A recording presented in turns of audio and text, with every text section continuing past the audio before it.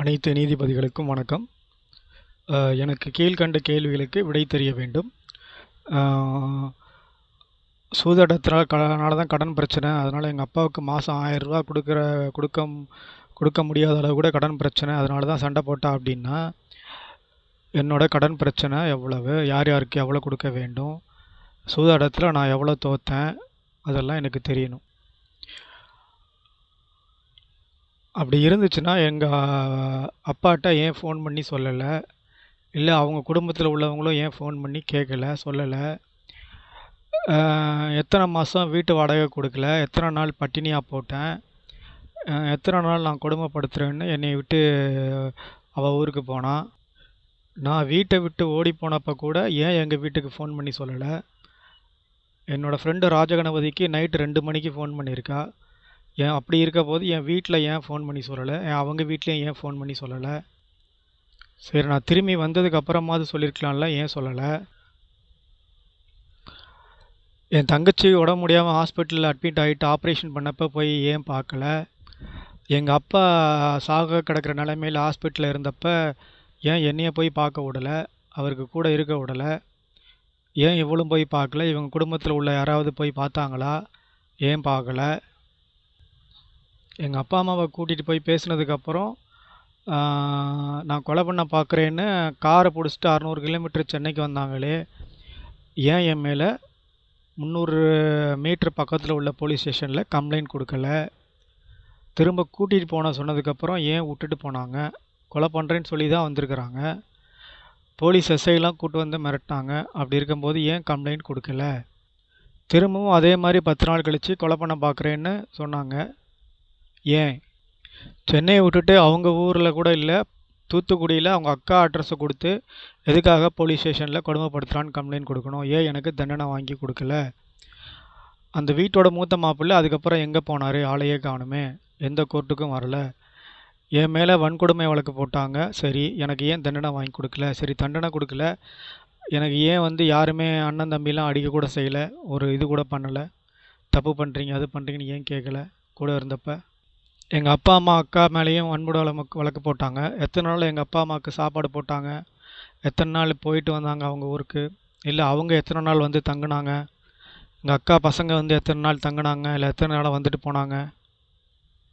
சரி, வன்கொடுமை வழக்கு போட்டாங்க, அது ஏன் திரும்ப வேண்டான்னு அவங்களே கோர்ட்டுக்கு வெளியே முடித்தாங்க. அதுக்கப்புறம் ஏன் மெயின்டெனன்ஸ் வழக்கு போட்டாங்க. சரி, சேர்ந்து வாழணுன்னு ஏன் வழக்கு போட்டாங்க. சேர்ந்து வாழணுன்னு ஆர்டர் வந்ததுக்கப்புறம் ஏன் சேர்ந்து வாழ வரலை. எனக்கு எஸ்எம்எஸ் அனுப்புகிறாங்கன்னு சொன்னேன், அது அவங்க வீட்டில் உள்ளவங்களுக்கு தெரியுமா. என்னோடய நம்பர் யார் கொடுத்தா, மௌனங்கிறவன் கொடுத்துருக்கான், 5 நம்பர் கொடுத்துருக்குறான்.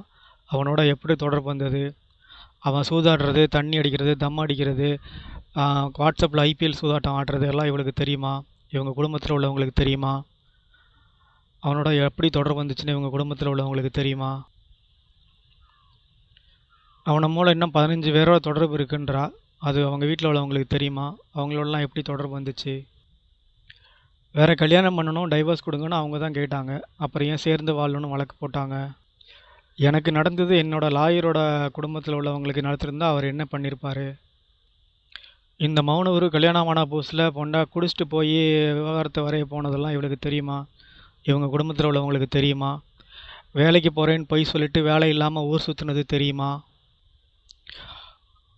அவனோட தண்ணி அடிக்கிறவங்க பொண்டாட்டிலாம் ஏன் அவனோட ஃபோனில் பேசலை, இல்லை பேசுகிறாங்களா, இல்லை இவளோட மட்டும்தான் தொடர்பா, இல்லை அவன் பொண்டாட்டி இதே மாதிரி தான் எல்லாரு கூடயும் ஃபோன் பேசிட்டு அலையிறாளா. அவன் குடும்பத்தில் கேட்டால் தெரியும் அந்த மாதிரி பண்ணால் என்ன பண்ணுவாங்க அப்படின்னு. இவன் பண்ணது தப்புன்னு இவன் கூட வேலை பார்க்குறவங்களாம் ஏன் அவனுக்கு சொல்லலை. இவன் மேலே ஒரு லாயரை வச்சு வழக்கு போட கூப்பிட்டப்ப ஏன் வரலை.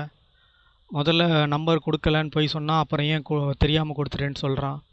சரி, போலீஸ் ஸ்டேஷனில் கம்ப்ளைண்ட் கொடுத்தப்ப முதல்ல ஏன் என்னை தெரியாதுன்னா, அதுக்கப்புறம் எல்லாருக்கும் ஃபோன் பண்ணாங்கன்னு எழுதி கொடுத்துட்டு போகிறான். ஏன் பொய்யான அட்ரஸ் கொடுத்தான், ஏன் வேறு எவனோ நான் வண்டியில் வந்தான். அவன் மேலே கம்ப்ளைண்ட் கொடுத்தது அவன் அப்பா அம்மா பொண்டாட்டிக்கு தெரியுமா. தெரியும்னா எப்போ இருந்து தெரியும். வீட்டில் உள்ள மற்ற 5 மாப்பிள்ளைங்களும் ஏன் சொல்லலை, எதுக்கு வன்கொடுமை வழக்கு போடுற, மெயின்டெனன்ஸ் வழக்கு போடுற, சேர்ந்து வாழலன்னு வழக்கு போடுறேன்னு ஏன் கேட்கல? ஏன் தண்டனை வாங்கி கொடுங்கன்னு அவங்க சொல்லலை? அவங்களுக்கு இந்த மாதிரி வழக்கு போட்டதெல்லாம் தெரியுமா தெரியாதா?